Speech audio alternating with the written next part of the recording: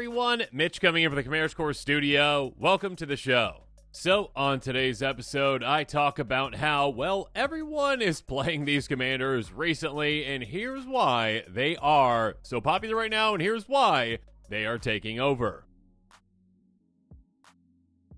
The commander that is definitely taking over right now is Deadpool Trading Card. If you haven't seen this one, I did an entire breakdown on the card itself, but yeah, this is a card that is incredibly unexpected in Commander in what it does. In fact, we don't really have any other test cases for this card except for one card from an unset, which is legal, but yeah, it isn't a commander, and we never assumed that we'd get a commander like this. When it comes to how many decks this one already has, 4,369 decks to its name. I mean, this thing is just skyrocketing up the charts right now, and it is the most popular commander being built, of course, obviously, over the past week. It is a 5/3 Mutant Mercenary Hero for 4 mana in Rakdos. As it enters, you may exchange this text box and another creature's. Beginning of your upkeep, you lose 3 life. By paying 3, you can sacrifice this creature, and each other player draws a card. Basically, this is a, not jokey card, but kind of in a way where you are saying, you know what, I really don't care what Deadpool does. I want it to just swap with something else. So, at a base value, that is an incredibly powerful thing because, again, let's say your opponent has their entire deck built around their commander, essentially, right? And you're like, okay, cool. You've got your commander in play. I've got mine in play. Awesome, mine just entered the battlefield, and I swap my text box with yours. I get whatever beneficial thing off of yours. You know, maybe I care about it, maybe I don't. But more importantly, I ruined your game plan. Like, you literally now just have a commander in play that is a detriment to you. You lose life whenever to upkeep, and also if you had, pay to sacrifice it to get rid of it finally, then you make opponents draw cards, which is not good for that player, obviously. But of course, with this commander, you could also build around with like your own creatures and swapping things around and do some pretty crazy things too. And actually, there's some ways to limit your opponents from actually even activating that ability to sacrifice those things as well, like a Cursed Totem type thing. So yeah, it's a crazy, interesting, different commander that is unlike anything we've ever seen, hence why it is getting quite popular. When it comes to using and abusing this ETB, I mean, there's only so many ways to blink in this color combination. I mean, of course, Conjurer's Closet, yeah, at the beginning of your end step, blink it. So if you don't care about the text box that you stole, awesome. Just have it come back into play again and steal a different text box and swap that one, essentially. So yeah, you can actually, again, kind of pick and choose what the best text box is for Deadpool, or again, literally just keep giving away the bad text box to give to your opponents. Feign Death is another type way that you can do this. This is a kind of like, I like to call them like the black blink spells in a way. Instant for a single black mana until end of turn to our creature gains. When it dies, bring it back, basically, back into the battlefield. In this case, you also get a counter. There's a lot of other different effects that do this or that or whatnot, but as long as they basically do the, hey, die, come right back, it's a Feign Death type effect in my eyes. There's a lot of them, and of course, you can utilize cards like, well, like free sacrifice out, like Viserys Seer, or like Village Rites, those types of sacrifice cards, to get rid of Deadpool, have it come back, and then steal a better text box, or again, dish out the bad text box is kind of more so what you might care about. Also, when it comes to, well, some weird things that work out, this card just went out. I'm trying actually to show off only cards that are within my budget range-ish, like $1 or $2 maybe.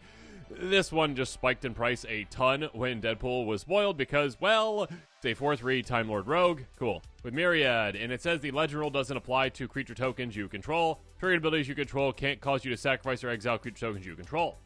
So essentially, this one says, you know what?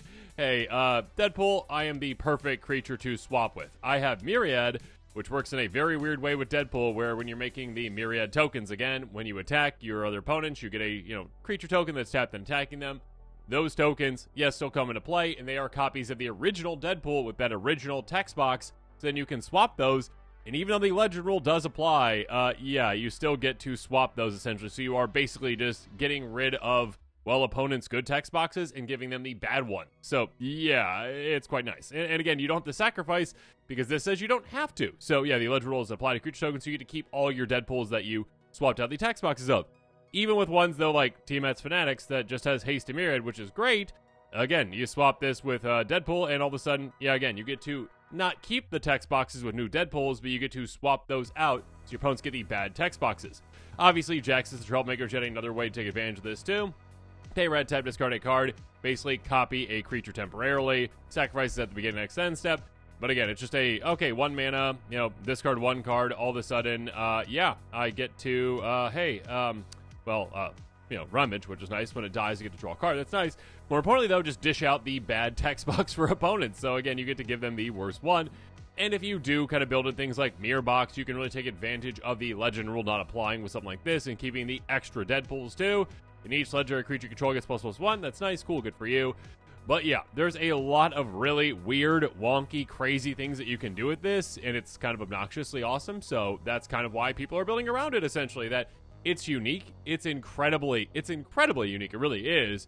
There's nothing else like it out there. In fact, there's only other one card out there that actually even mentions switching text boxes, and that's an enchantment.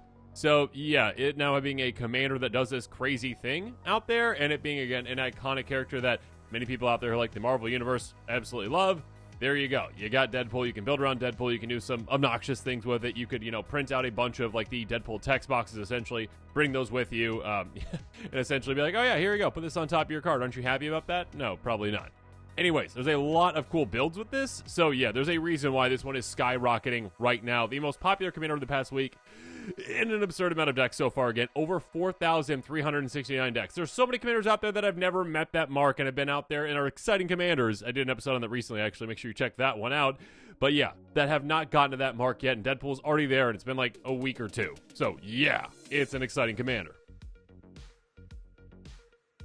Moving on, we've got Taval, the Balance Scale. 5,094 decks to its name already, and the second most popular commander over the past week. Now, when it comes to these types of commanders, I will say it's kind of a cheat code, but it's a fair cheat code that the pre-con commanders do tend to get a little bit of a boost because some players just literally get the pre-con and then they put it in their decks, and then it's literally just copy-paste the entire pre-con. So there you go.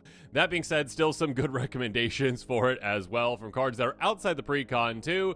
Let's talk about the card, though. A 4/4 Spirit Dragon with flying for 4 mana in Sultai. When it attacks, mill 3 cards. You may return a land card from your graveyard to the battlefield tapped. Whenever one more cards leave your graveyard, create a 2/2 Black Zombie Druid creature token. This is a card that is a very interesting commander. It is, well, potentially repeat ramp, which is always a lovely thing in commander.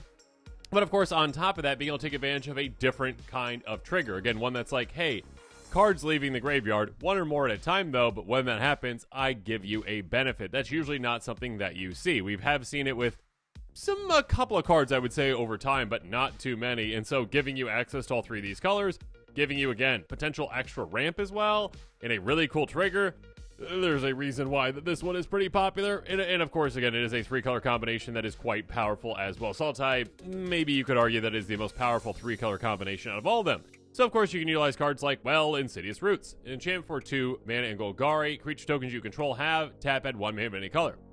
Basically, an extra Cryptothright for you. So, all of a sudden, yeah, all those, zombie druids that you're making now can tap for extra mana. Of course, you also have Satan, Crows, and Protector if you want to do that as well. That could be quite nice, too. That being said, whenever 1 or more creature cards leave your graveyard, you also get a 0/1 plant, then you get a counter each plant you control. So, yeah, not only can this help you gain a lot of mana, but it helps you go wide and tall all at once. Yeah, it's quite the good card for this commander. Next up, speaking of which, Karu Gold Keeper, a card from the set, but actually not from the pre-con, a 3/3 dragon with flying for 4 mana in Sultai. Whenever 1 or more cards leave your graveyard during your turn, create a treasure token. You can also renew this out of your graveyard.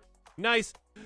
This is a crazy good card for this commander, like absurdly good. Like it's a match made in heaven. Again, literally all of a sudden you are like, oh, okay, cool, yeah, I attack with my commander. All right, awesome, mill, oh, hit a land, cool. All right, awesome, it's in play, and it left the graveyard, so I get a treasure. So you essentially are ramping at the same time as getting temporary mana advantage with the treasures. And of course, all the other elements that you have in the deck that work with getting cards out of your graveyard, outside of your commander's trigger, you're going to be getting an absurd amount of treasures with that. Speaking of which, my gosh, Titan's Nest. This card, again, match made in heaven. Enchantment for 4 mana in Sultai. Beginning of your upkeep, look at the top card of your library. You may put that card in your graveyard. Exile a card from your graveyard, add colorless, best mana only cast a color spell with mana without excess mana cost. This is one of those cards where, to me, it is really hard to argue against. I don't like saying the word like auto-include, but to me, it's really hard to argue against utilizing this card in the deck. It is a 27-cent card. The actual cost of the card is not holding you back from utilizing it with this commander. When it comes to what you can do with this, even if you're not utilizing that mana, who cares? Who cares? Even if you're not actually, I exile card from my graveyard, add a colorless. Even if you're not utilizing that, which you are going to be utilizing it throughout the game, there are certain, colored spells that don't have X in their mana cost that you're going to be using it for, absolutely. But even if you weren't, it doesn't matter. Literally, if you just had a card that was an enchantment that cost this exact same amount that said just exile card from your graveyard, do nothing, I would still utilize it. I don't know if that'd be a legal card, but there you go. Because, again, every single time you want to, again, one at a time, you can exile individual cards, making a 2/2 automatically. You're not just mass exiling things, only getting 1/2/2. You just, whenever you want to, go, oh yeah, card in my graveyard, make a 2/2. Card in my graveyard, make a 2/2. Plus whatever other triggers you might have, like Insidious Roots or Kara Goldkeeper. This is an insane card that lets you freely exile things. Torment the Desecrator, yet another, again, trigger that you're going to want to use and abuse. Whenever one or more cards leave your graveyard, you make a tap 2/2 black zombie creature token. Quite nice. Tatio Benthic Druid again, whenever you have a commander that can ramp you so much, keep getting lands out again and again and again. Yeah, this is a good card to consider. Whenever a land enters battlefield under control, you gain 1 life and draw a card. Extra card advantage, and sure, some life gain too, that's quite nice. But yeah, overall, Tivaldi Balance Scale is a crazy cool commander that, again, utilizes a bunch of different and unique cards because there aren't too many triggers like this that care about things necessarily leaving your graveyard. And again, giving you Zombie Druid's awesome, so you can use some, like, zombie tribal things, some druid tribal things if you want to as well. And again, utilizing some really off-the-wall cards like Titan's Nest, which has never really had a home, but I've always wanted to have a home, and this is the perfect spot for it. So again, Taval, there's a reason why this is the second most popular commander right now, and again, already has over 5,000 decks to its name. Let's keep things rolling with Zurgo Storm Render, the third most popular commander over the past week with 2,965 decks to its name. Again, these numbers might not seem like a lot sometimes if you're actually like, oh yeah, well that's good enough for like the 400th, best commander essentially, right? This point in EDH Rec. Yeah, but it's been out for like a week or two. So it's already passing commanders that have been out for years and years and years and years and years. And it is, again, still rising further and further and further. It's a very exciting commander. A 3/3 Orc Warrior for 3 mana in Mardu, mobilize 1. Again, that basically means you get a 1/1 when it attacks. You sacrifice the beginning extend step. And it's also tapped on attacking, I should say. Whenever a creature token you control leaves the battlefield, draw a card if it was attacking. Otherwise, each opponent loses 1 life. This is a very interesting commander because we've actually already seen another commander that kind of does the exact same thing in a way. But this one, though, I mean, already with that mobilized and being lower to the ground, is quite potent. And of course, because it is a precon commander, again, players are like, oh, yeah, I'll just buy the precon and then utilize it and then put my entire deck online, and there you go. So yeah, but when it comes to upgrading that precon, or again, utilizing some cards outside of it, there are so many great ones like Fanatical Devotion. Did you know this card exists? Maybe not. It's an enchantment for 3 mana in white. Sacrifice a creature, regenerate target creature. There really aren't too many free sacrifice outlets in white. That's not really what white is about typically. So yeah, when it comes to a card like this, you might get some looks at the table, and then you're like, oh, yeah, this is a really good card. Because again, you are able to sacrifice whatever creature you want, regenerate any creature you want, so being able to protect a key creature like your commander, that's huge. But of course, it lets you sacrifice creatures freely at whatever time you want to. So again, if you're like, okay, yeah, I want to draw a lot of cards while I'm attacking, because, you have to attack those creatures, and when they die, you then get to draw, or leave the battlefield, I should say. Cool. Attack with those token creatures. Sacrifice them, again, either at the end of combat or what, it doesn't matter. Whenever you want, draw those cards, or again, if you're trying to make your opponents lose life, do it outside of combat. Cool. Goblin Assault, of course, a great way to keep making more and more tokens throughout the game. Jam for 3 mana. Goblins that attack each turn of Fable. That's nice, actually. It's kind of funny because if you're playing against an opponent's Goblin deck, that can kind of mess them up. That being said, beginning of your upkeep, create a 1/1 red Goblin creature token with haste. Yeah, you make creatures, you're forced to attack with them. That's kind of what you want to do anyways. Just picture this as like it's kind of like Phyrexian Arena in a way without the life loss, where in combination with this commander and a sacrifice outlet, or if it just dies in combat on its own, you're like, okay, cool, I draw a card. Awesome, good for me. Next up, Bonecarn Butcher, a 4/4 demon with mobilize 2. So again, making 2 tokens on attack, that's quite nice. On top of that, attacking tokens you control have Death Touch, making it so it's so much more difficult for your opponents to block those tokens and just jump block them. Yeah, they're not going to be able to do that. Garna Bloodfist of Keld, a 4/3 Human Berserker for 4 mana in Rakdos. This might sound familiar. Whenever the creature you control dies, draw a card if it was attacking. Otherwise, Garna deals 1 damage each opponent.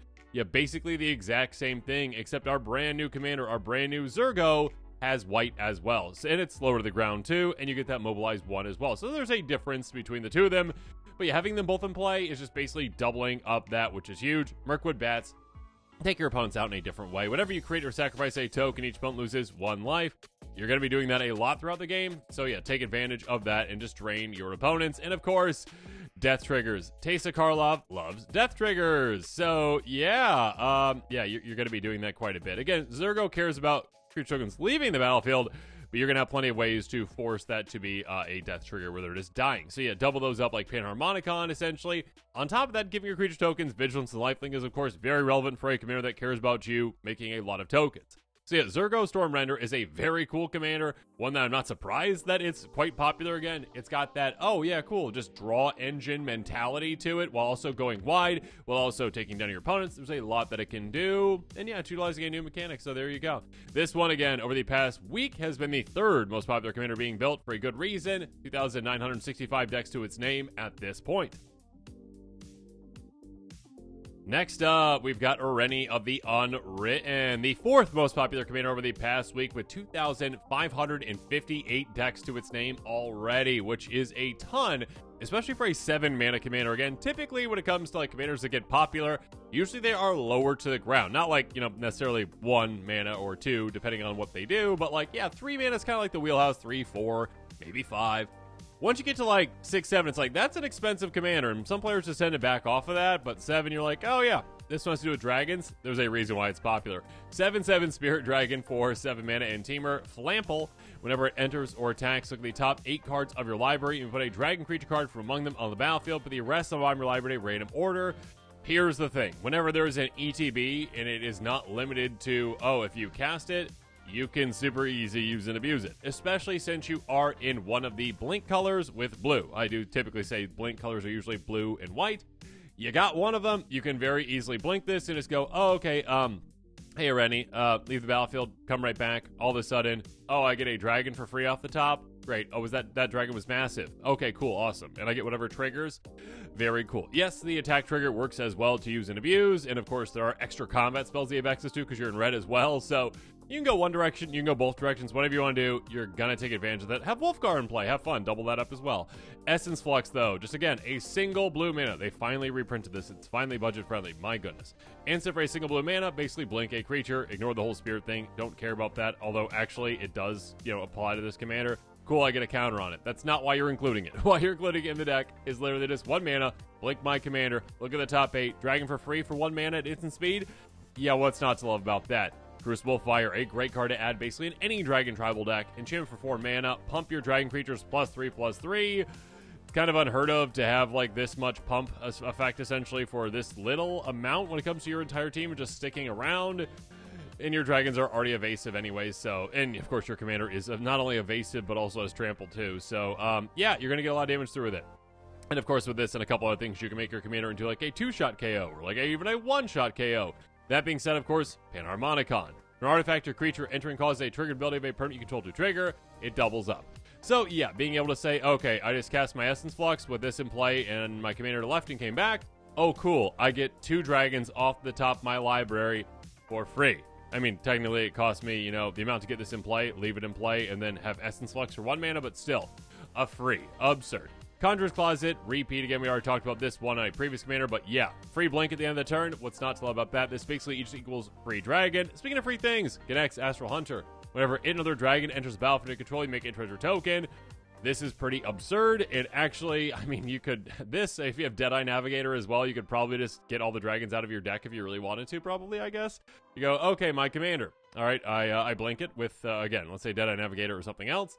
It leaves the battlefield, it comes back. Get that trigger from this. I get the treasure token. I also get my commander's trigger, getting a dragon off the top of my library into play. Cool. 2 dragons just entered. I get 2 treasures. And again, with Deadeye Navigator, you could activate that again and again and again. Of course, Warstorm Surge, if you're going to be using and abusing ETBs like this, and dragons, again, have a hefty amount of power, my goodness, the amount of damage output that you can have with this. An enchant for 6 mana. Whenever a creature you control enters, it deals damage equal to its power to any target. So yeah, take out your opponent's creatures very easily, take out their planeswalkers, or just take their faces out, because you're going to be able to do that, again, quite easily. Again, you blink your commander comes back into play, that's 7 already. You hit something else off the top, let's say it's a dragon that's got 7 power as well, that's 14 damage right then and there. You got a Panharmonicon out there, it's even more. Oreni of the Unwritten, again, dragons, plus blinking, plus maybe extra combats. Yeah, I can see why players are excited about this, and again, it's one of those where you think, at least I would think again, like that'd be held back in popularity because of that mana value. It's not, apparently. Players are willing to pay that much when it comes to, well, usually like dinosaurs and dragons are the two that always come to mind for me, where it's like, yeah, dragons are expensive. That's okay. We'll just ramp a lot, get it out, and then all of a sudden have so many dragons and player opponents, the heads will spin. So yeah, it's a very good one. Not surprised, after kind of thinking through all that, to see it up there at the 4th spot for the week. 2,558 decks to its name already. Now, on to the next one, though, with Kotis the Fangkeeper, one that has more decks than Areni, actually, overall, 2,755 decks to its name, but was slightly less popular last week, which is wai it's coming in 5th right here on the list. Anyways, a 2-1 zombie warrior for 4 mana in Sultai. Again, we talked about those colors and their power, and some players just love Sultai cards. Indestructible. When it deals combination to a player, exile the top X cards of their library. Rex is the amount of damage dealt. You may cast any number of spells with mana value extra less among them without paying their mana cost. As a player that has built multiple, I'm saying multiple again, not just one deck, multiple. I don't have them both active at the same time, but still, multiple Villainous Wealth decks, I understand why players are excited about this one. It is basically Villainous Wealth, the commander, with an indestructible commander. And it's kind of interesting with this one, though, because, like, with Villainous Wealth, yeah, you want to, at least for my version, put as much as you can into the X, but also, like, copy the spell sometimes, too. With this one, it's like, I want to put a good amount into the damage I'm dishing out, just not enough to take that player out, probably, because you want to be able to actually, again, take that player down, yes, but also you want to be able to, cast those things off the top of their library and keep them around. But if you get rid of that player, you don't get the thing. So it's an interesting kind of balance to it. That being said, this is a commander that can utilize a lot of weird and janky cards, which is awesome. And it's kind of just like, Voltron-y, but also just like steal your opponent's things and just utilize them against them, which is a very unique kind of a commander. So yeah, you can utilize a janky card like Hot Soup, which I absolutely love. Yeah, I'm pretty sure this is one of the top cards, actually, my very first episode on this channel, actually, with Nezahal. I love this card. Equip creature can't be blocked. Whenever creatures dealt damage, destroy it. Equip 3. This is basically, my commander is unblockable, and I don't care if it is destroyed, because it is indestructible, so it does not get destroyed. So, again, just making your commander unblockable is obviously huge to get through whenever you want to, so you can Villainous Wealth your opponents again and again and again. Obviously, very simple things like Black Blade or Forge are great. Hey, +1/+1 for each land you control. Cool. We are in green. We've got plenty of ways to ramp and get lands. Let's do that. The more we increase the power, the more cards off the top of the library we're going to be hitting, and the higher end cards that we can actually play as well. Obviously, a card like Fire Shrieker, though, is amazing, and I love it with this commander. Equipped creature has double strike. So, again, when you are getting that trigger, it's off of hit. So, again, you hit the player, and then double strike says, oh, you get first strike, and then regular combat damage. So you hit, and then you hit again, meaning you get that trigger twice. Meaning that, you get to dig twice as deep into that deck as well. And, of course, doubles up kind of any kind of effectiveness of other pump effects. And works really well with Inquisitor's Flail. If a equipped creature deals combat damage, deals double damage instead, but does have a downside, which again does not apply to this commander, kind of like Hot Soup. If another creature would deal combat damage to a equipped creature, it deals double that damage to a equipped creature instead. We don't care. It doesn't do anything to our commander because our commander is indestructible. So yeah, it just makes it so that we hit twice as hard. And again, this is where you've got to be careful, because if you have too many of these things in play, you're like, oh, no, I took that player out. I didn't mean to. My bad, commander damage. I'm so sorry. At some point you gotta win, right? But like, you kind of want to take over the game with like the Villainous Wealth type effect. Raised by Giants, another great one. It just makes it so that your commander has base power toughness 10/10. Again, basically an effective +8, +9, essentially just permanently on the board, because your commander's a 2/1 to start off with. So yeah, your Villainous Wealth hit is going to be huge. And to make it even bigger, Gaunty Knight Minister. Now, this one, just straight up, the first part is just incredible with this. The next part's nice, but like, hey, whenever a player casts a spell they don't own, they make a treasure token. Here's the thing. We're going to be casting a ton of spells off the top of our opponent's libraries that we don't own. We just basically Villainous Wealth someone and then get a ton of treasures because we just did that. On top of that, whenever a creature deals combat damage to one of your opponents, the controller looks at the top card of that opponent's library, exile it face down, play that card for as long as main's exiled, mana of any type can be spent to cast it. We need, like, wizards, we need, like, a new, like, like a keyword for, like, mana of any type can be spent to cast it. Like, yeah, it's a lot of words. There's a lot of words here. That being said, basically, it's like Edric Spymaster Tresk-ish, where it's like, hey, everyone swing at each other and get value off of that. But not me. Don't swing at me. Regardless, what matters most, again, is literally just making a ton of treasures for free. Kotis the Fangkeeper is a very interesting commander again. Sultai, Villainous Wealth, the commander that is hard to deal with, again, being indestructible, and you can do a lot of cool things with it. Yeah, there's a reason why this one is taking over right now. Again, 2,755 decks already to its name. in 5th place right now when it comes to this past week of deck building. Not surprised to see it there. Onward we go in the episode, and also probably what Felthar is saying. Just pointing, onward we go, mole beast thing that I'm riding. Anyways, 0/5 human warrior for 4 mana in, I was gonna say Mardu. It's not Mardu, it's Abzan. Anyways, each creature you control assigns combat damage equal to its toughness rather than its power. Creatures you control can attack as though they didn't have defender by paying 3 and tapping and sacrificing another creature. Draw cards equal to sacrifice creature's toughness and discard cards equal to its power. Here's the thing. This commander is quite popular. Again, 2,497 decks already to its name. Good enough for 6th place when it comes to the most recent decks being built around it over the last week. That being said, yeah, there's a couple different directions you can go with it. Most players out there, completely fair, completely fine, are going, all right, basically a Rixmathes, but in these colors instead, and a slightly different way to go about drawing cards too. So yeah, you've got a bunch of like really big walls. It's really cool, obviously, like Wall of Junk, great, a 0/7 for 2 mana. So I've got a 0/7 that basically says, you know what, I'm a defender, but I'm not, because this commander says I can just attack. And now I'm basically 7/7. 7/7 for 2 mana, that's pretty absurd. Also, if I want to sacrifice it, I can draw 7 cards. Lovely. Of course, there's other great ones too, like Bedrock Tortoise. 4 mana, oh wow, that's expensive for a 0/6. Not really. 0/6, but it says as long as it's returning creature control of Hexproof, a nice little protection right there. On top of that, again, an extra way to make sure that toughness is assigned for damage, like a little backup. The green shell, though, a 4/6 elemental turtle with reach for 5 mana. As long as you control 10 or more lands, creatures go up +2/+2. I mean, you're in green, you're probably going to get there, right? On top of that, whenever this other creature you control with toughness greater than its power enters, look at the top card of your library. If it's an alien card, you may put it on the battlefield tap, otherwise put in your hand. Yeah, that's going to get you there. That's easily going to get you there because, again, you got all these defender types, the big toughness types coming into play with more toughness than power. You're going to be ramping quite a bit with this. Or how about, well, a creature that, isn't a actual defender itself, isn't one that even has more toughness than power, but is a crazy cool include in this deck. A 5/5 cat nightmare beast for 5 mana, but let's actually just mutate this because that'd be a lot more fun. Death Touch lifelink. Whenever this creature mutates, return any number of target creature cards with a total power 10 or less if you're to the battlefield. Here's the thing again, the vast majority of these creatures have no power. You basically can just reanimate every single one of your defenders for the most part and just get them all out, which is absolutely huge. So yeah, the upgrades for this are quite nice. I mean, Slagworm, even something very simple like this, it's +0/+6 to equip creature. Again, that's basically +6/+6 for this commander. Here's the thing though, Vitalize. Cards like this, from what I was seeing on EDH Rec, aren't seeing anywhere near as much play as I think that they should be with Felthar.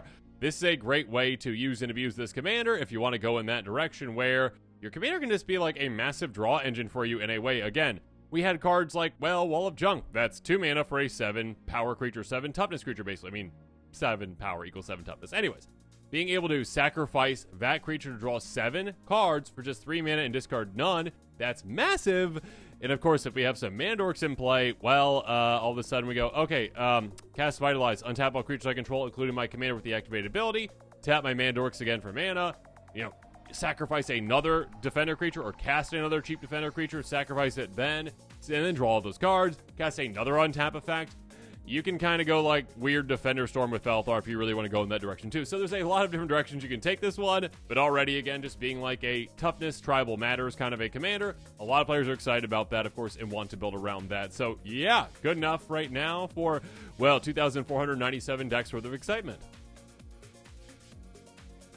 All right, buckle up for this next one. We've got 2,382 decks in total, and yeah, good enough for, well, again, the top 10 apparently over the past week. Eshki Tamer's Roar, a 2/2 human warrior for 3 mana in Tamer. Whenever you cast a creature spell, put a counter on Eshki. If that spell's power is 4 or greater, draw a card. If spell's power is 6 or greater, deals damage equal to its power to each opponent. Yeah, this one is quite fun. Again, basically it's, hey, play big things. And you're like, oh, okay, I'll play big things. And when that happens, I dish out a lot of damage. But of course, you can really take advantage of this in a lot of different ways. First of all, let's talk about Loxodon Warhammer. Very simple, very effective, +3/+0, trample, and lifelink.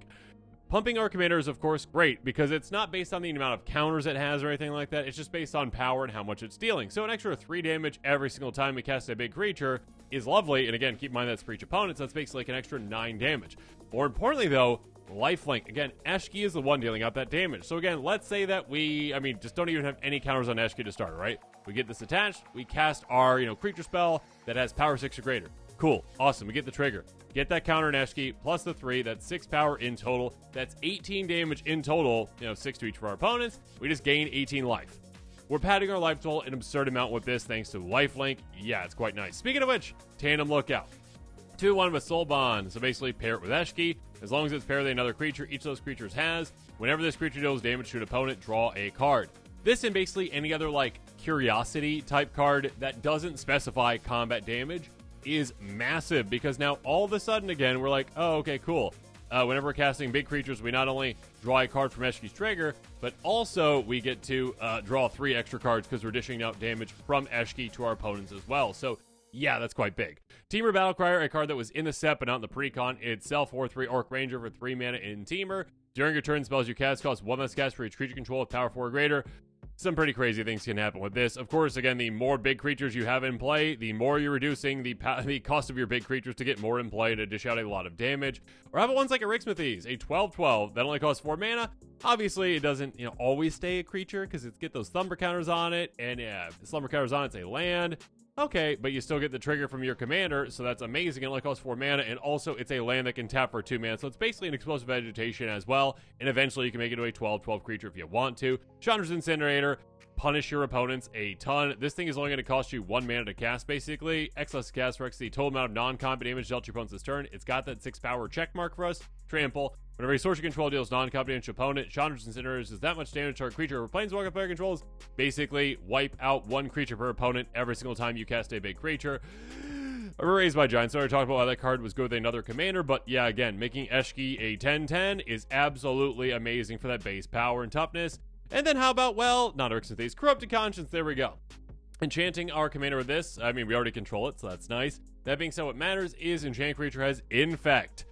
Yeah, again, basically turning our commander to a one-shot KO as long as our commander has 10 power, which of course is very easy for us to get to, so there you go. Eshki is a really cool new commander. Players are obviously very excited about it, and yeah, a lot of players have already built around it. Again, in total right now, again, this commander's only been out for 2 weeks or so, 2,382 decks. Yeah, it's quite fun.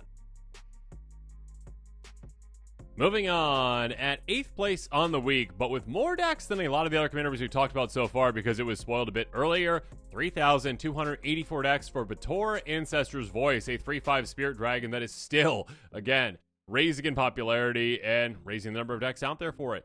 5 mana for this Mardu. I said Mardu again. Gosh, Abzan Commander, I don't know why I do that. With Flying and Lifelink, at the beginning of your end step, put a number of counters up to 1 target creature control, equal to the amount of life you gain this turn. Turn to 1 target creature card with mana value less than or equal to the amount of life you lost from this turn, or your grave or the battlefield. Basically, hey, everything that's about Abzan, just, lose some life, gain some life, get some big benefits from it. So, yeah, a card like, Doom Whisper is absolutely incredible with this commander. A 6/6 Nightmare Demon with Flammable for 5 mana, and you might be thinking, well, there's got to be a downside, right? Nope, all upside these days when it comes to cards. Pay 2 life, Surveil 2. So basically, repeat card selection for you that gets cards into your graveyard for reanimation targets and also helps you lose life when you want to. So you can actually go, oh yeah, that creature I got in there, that costs 8 mana. Cool, let's make sure I lose 8 life this turn to actually reanimate it while also getting other creatures in the graveyard. You can also just get your life back though too with Children of Corliss. Hey, sacrifice this, you gain life, your life lost this turn. Cool, yeah, alright, I'll gain all that life back for just 1 mana. Cool, good for me. Or Congregate, again, take advantage of the multiplayer aspect of Commander. Our player gains 2 life for each creature on the battlefield. Again, typically that's going to be an absurd amount of creatures, especially if you're playing against a token-based strategy. You're like, oh yeah, I just gained 40 life for 4 mana, instant speed. Good for me. That's a lot of counters to get on another creature. Speaking of which, take advantage of that as well. Flathiel, a 2/2 unicorn with lifelink for 4 mana. At the beginning of each end step, if you gain life this turn, strip to that many counters among any number of other target creatures, including, of course, your commander, which can't target itself with those counters, but now your commander can easily become a one-shot KO that also has lifelink to gain you even more life as well. Or how about a card like Soul Conduit? You know what? I don't really want to lose all this life, or I want to lose it, but I don't want to stay down there. Pay 6 tap and make 2 target players exchange life totals. So yeah, you go from, again, say 1 or 2 or whatever it is to 40, and you're like, okay, cool, thank you, appreciate that. Have fun at 2 life. I'll have fun at 40, and yes, that does technically count as life gain for you, so you get all those counters as well. And of course, big beefy creatures like Titanolth Rex. Have fun with that. Again, this costs 9. You're never going to pay that with this commander. You're basically going to pay 2 by cycling it away. It's 11/11 Trampler. You'll just get a trample counter on something, which is lovely. That being said, again, just go, oh, okay, cool. I'll utilize one of my life-setting cards, like, you know, the Doom Whisperer, like Mischievous Poltergeist. Go down 9 life, reanimate this, and now have just a giant trampling dinosaur beast that I can put a ton of counters on with my commander. Thank you. Game over. Yeah, but Tor, there's a reason why this one's already so popular, why it just keeps growing in popularity. A very cool design for an Abzan commander. All right, buckle up for this next one because Hashiton Scarab's Fist is still toward the top. There is no stopping this commander. The 9th most popular commander over the past week when it comes to being decks built around it. And it's already at 11,749 decks to its name. This commander has not been out for, it's a couple months, I guess a month or two or whatever. It hasn't been out for all that long in the grand scheme of Commander, and it's already like the 80th most popular commander of all time. Yeah, there's a reason why this one is taking off. It is still being built at this clip because, again, we just got a new set that came out, and this one, again, is the 9th most popular commander right now, and this has been out for months. So there you go. A 1/3 zombie warrior for 2 mana. I was going to say an Orza, but technically it's an Esper because of that ability. Whenever you discard a creature card, you may pay 2 and a blue. If you do, create a tap token. It's a copy of that card, except it's a 4/4 black zombie. Very simple, very effective, but very, very, very interesting in the things that you can do with it. There's so many different ways that you can use and abuse this. Basically, you can utilize any kind of a free discard outlet. There's plenty of great ones out there, a lot of low-to-the-ground ones, but my personal favorite is Scourge Familiar. 3/2 flying for accident for 5 mana, but don't worry, you're getting all that mana back and then some. Discard a card, add a black mana. So essentially with this, you just freely discard a card again whenever you want. You're kind of like giving your creatures flash in a way, essentially. But yeah, being able to go, oh, okay, discard a creature, my commander triggers, and I have to pay, well, okay, I got 1 mana for free from this. Awesome, thank you, appreciate that, Scourge Familiar, appreciate that. Now just 1 in a blue, and then all of a sudden I make a token copy that's a 4/4. Cool. Whatever ETB of that creature I got, whatever triggers I get, and again, it's a 4/4. I don't really care too much about it just being a 4/4 in comparison to, what I get from it. Again, like an Ashen Rider. Okay, oh darn, I go down from a 5/5 to a 4/4. Don't care. Flying Archon for 8 mana, but I paid again just 3 mana in total for that. Enters the battlefield or dies, exile target permanent. A crazy good ETB and LTB to use and abuse. And of course, you can use and abuse these things so easy with things like Muster the Departed. Enchantment for 3 mana in total. Enters the battlefield, create a 1/1 white flying spirit creature with flying. Morbid at the beginning of your end step. If a creature died this turn, populate. Yeah, if you have any creatures die in your turn, just, oh, okay, cool, I get to populate for free. Awesome. Whatever my most massive creature token version copy of a creature is. Again, if that's Ashen Rider, amazing. Keep removing things. Or how about Sister? I keep wanting to saying Hospitalizer. Hospitaler? That thing. 3/2 Human Cleric for 6 mana in total. Again, it literally gets bigger by you actually discarding it, making a zombie version of it. But when this enters the battlefield, you bring back target creature card from your graveyard to the battlefield and gain life equals mana value. Yeah, this is like, okay, I just discarded, again, say Ashen Rider. Oh, I don't want to actually pay for that? Okay, cool. I just discard this one, pay 3, I get a bigger version of it, and I reanimate the original Ashen Rider 2 that I just discarded previously. Yeah, that's absolutely gross. And also get just giant things out that, like, you would never get out normally, like a Blazing Archon. This thing costs 9 mana. It's a 5/6 flyer. Oh no, I only made a 4/4 version of it. Who cares? Creatures can't attack you. That is huge. That is massive. That is a great way to say, you know what? I'm just gonna, whenever I want to, just, again, discard this out of my hand, instant speed, and be like, you thought you were gonna attack me this turn? Nah, no, you don't get to attack me. Too bad. Too bad. Yeah, until you deal with this, no. Oversold Cemetery, another really cool card you can take with and just use and abuse this so much. Jam for 2 mana. Give your upkeep if you have 4 more creature cards in your graveyard, which is definitely going to happen. May return target creature card from your graveyard to your hand. So basically, just keep rinse and recycling like the best creatures that you have. Get them back in your hand. Discard them again. Make a token copy of them. Do all these things with this and more. Yeah, Hashiton has kind of taken over Magic at this point. Again, it is one of the most popular commanders of all time. And again, it literally came out this year. It came out this year. If you haven't checked it out yet, make sure you do. There's a reason why there's already 11,749 decks to its name, and it's still one of the most popular commanders being built right now. And now for the last commander that we're going to be talking about this episode. In 10th place for the most popular commander being built this past week, with 1,518 decks to its name, still a good amount right now. 4/5 Spirit Dragon with Flying. We've got Nareef, Heart of the Storm. This one, 4 mana in Mardu. If a creature you control that enter this turn would deal damage, deals twice that much damage instead. Basically, aggression, basically, haste, basically. Really fun ETBs that you can use and abuse is the way that a lot of players out there are getting excited about building this commander. I mean, something like Ogre Battle Driver is just so simple and so effective with it. A 3/3 Ogre Warrior for 4 mana in red. When another creature you control enters, that creature gets +2/+2, gains haste, +2/+0, I should say, against haste all of turn. This one, though, again, granting haste is massive. Being able to just say, okay, yeah, again, a creature that wouldn't have been able to swing now can and dishes out double that damage thanks to my commander, but also the +2/+0 basically gets doubled as well, because again, you're dishing out instead of just 2 from that, 4 from that. So yeah, you can really take advantage of this in a lot of ways. How about, though, Fanatic and Mogus? Again, an ETB that you can use and abuse. A 4/2 ETB, deals damage, equal to devotion to red, to each of your opponents, essentially. See, it comes into play, says, oh, okay, cool, 5 devotion, great. That would normally be 5 damage, which is still a good amount to each opponent. That's 15 in total. Multiply that by 2, that is now, well, yeah, 10 damage to each opponent's faces. Lovely. 30 damage in total, just for a 4-mana creature. And again, if you can use and abuse that ETB with maybe some blink effects, some twin flame type effects, copying it, have fun. How about Ray of the Raging Storm, though? Creature's name, Lightning Rager, can't attack you or planeswalkers you control. That's quite nice. That being said, beginning of each player's upkeep, that player creates a 5/1 elemental creature that's named Lightning Rager. Oh, there you go. That name right there again. It has trample, haste, and at the beginning of the end step, sacrifice it. So this can be a good way to encourage opponents to just swing at each other with this because, hey, free 5/1. Why not swing? Why not? But of course, for yourself, now instead of hitting for 5 with this, you're hitting for 10. Again, on repeat. My goodness. Or how about a card like Combustible Gearhulk? A 6/6 first striking construct that ETBs. Target opponent can have you, well, yeah, draw 3 cards, which is a lovely ETB. Again, you can use and abuse this. If they don't, you're going to punish them. You mill 3 cards, and then this creature deals damage equal to the total mana value of those cards. So, yeah, that is already punishing itself, but again, doubly so when your commander is doubling that up. How about Gisela, Blade of Gold Knight? First strike and flying, 5/5. A source would deal damage to an opponent a permanent opponent controls. Double that damage instead. So again, basically with this plus your commander, not only doubling, but now basically quadrupling.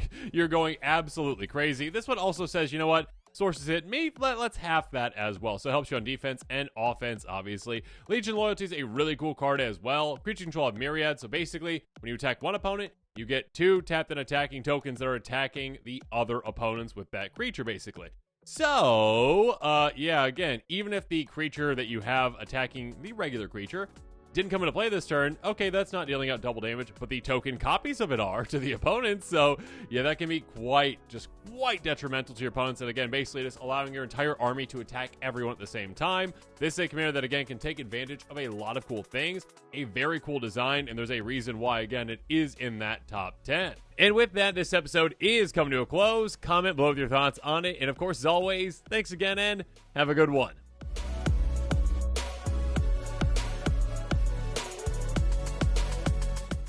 This show and episodes like this one are possible thanks to viewers like you. If you're looking for an easy way to help support this show, make sure that you like, share, and subscribe. Also, hit that bell notification icon so you don't miss any new episodes. You can also go check out our playmats and other merchandise at thecommandersquarters.com. Another easy way to support this show is with our TCG player affiliate links. So whether you're buying a deck or individual cards, you can use this general link right here or one in the description. And the final way that you can support this show is by supporting us directly by becoming a patron. There are many benefits to being a patron, and I truly couldn't do this without all of their support.